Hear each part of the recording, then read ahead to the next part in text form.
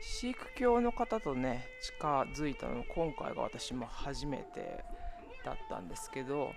シーク教が生まれたのは今から500年以上前のインド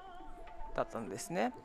それで当時の社会にはカースト制度というとっても厳しい身分制度がありました。こちらねみんな知ってる方も多いと思うんですけど、生まれた家によって人の価値が決まってしまうっていう制度ですよね。で人々は差別され学校にも行けず、同じ水に触れることすら許されない、そういうね深く根付いた考え方が当時のインドには当たり前のように存在していたんですね。でもそんな中でグル・ナナークという一人の人物がこう言いました。神は一つ、すべての人は神の光を等しく宿している。誰が偉くて誰が劣っているなんてことは本当は存在しないと。これがシーク教の始まりです。そこには人間は平等だというものすごくシンプルで、そうなんだけど、当時としてはすごく衝撃的な思想がありました。実際にシーク教の寺院ゴールデンテンプルではカーストも宗教も関係なく誰でも無料の食事を受け取ることができます。しかもみんなが同じ床に座って一緒に食べます。上も下もなくすべての人が同じ場所に同じ目線で、それがシーク教の中では当たり前として息づいています。こうした精神は見た目にも現れています。例えば髪を切らないこと、それは神から与えられた体をそのまま大切にするという姿勢であり、それを守るために男性はターバンを巻きます。この姿はインドの中でとっても目立ちます。すっごく素敵なターバンを巻かれている方とかねいっぱいいましたね。でインドイコールターバンっていうイメージがあるかもしれませんけど、実はインドの人口の中でシーク教徒は約 2% 程度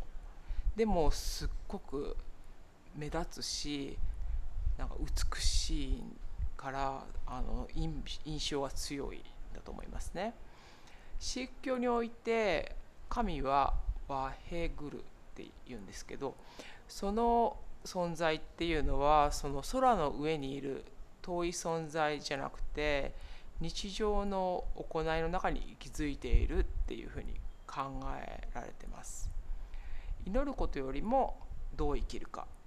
誰とどんなふうに過ごすか、日常の中に神とつながる道がある、そんなメッセージをこの教えから私は感じました。インドという国の複雑な背景の中で、人は皆平等という光を挙げたシーク教、その精神が形になった場所がアムリトサラにあるゴールデンテンプルです。ここはゴールデンテンプルの大きなキッチンです。毎日10万人分のご飯がすべて無料で振る舞われています。ゴールデンテンプルっていうと、この無料で振る舞われるご飯っていうのがすごく有名なんですけど、それをすごいと思うところが、それを支えているのが全部ボランティアの方たちなんですね。観光客でもその場でやってみたいなと思えば誰でも参加できます。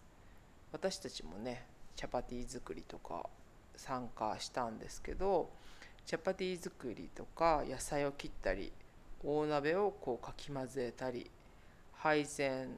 したりお皿洗いをしたり、それを誰かに指示されるでもなくて、みんな自然に参加して働きます。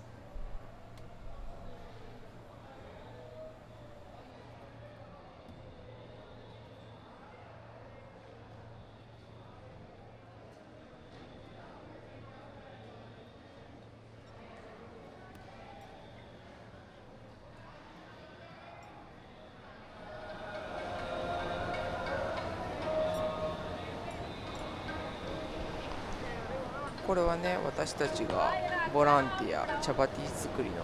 ボランティアをしている様子なんですけど、すごいやっぱり芸術的でね、チャパティってやっぱりなんて言うんでしょう、トラディショナルな食べ物だから、すごく皆さん綺麗にね、当たり前に作られてて、私はすごく悪戦苦闘しちゃったんですけど、でもこのボランティア以来、うちの家族ではチャパティはもう日常的に食べてますね。もうそれくらいこのボランティアで上手になりました、チャパティ作りが。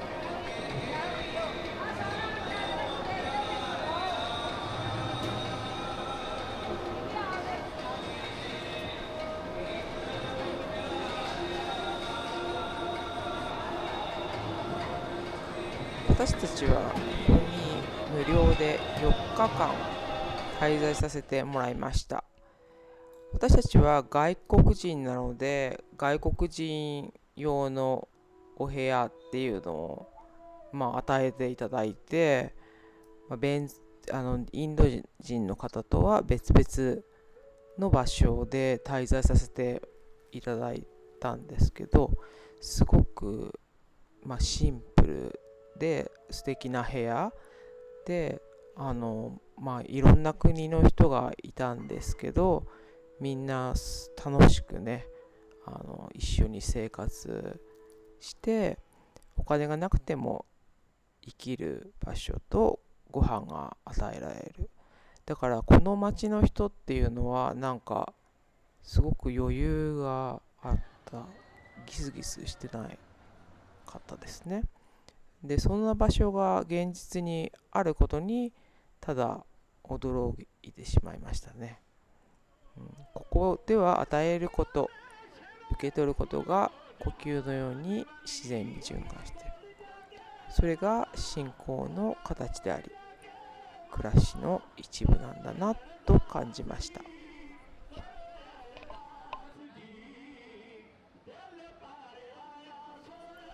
そしてね、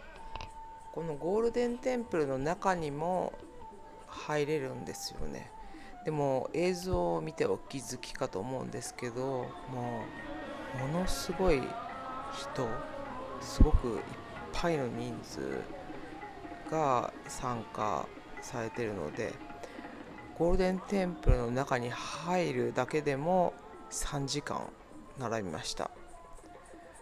それで本当にね、こう並んでる時は、正直私は苦しかったんですけど、でもやっぱり皆さんね、入った時はすごく感動されてました。すごく感動していて、そして私もね、その中に入った時に、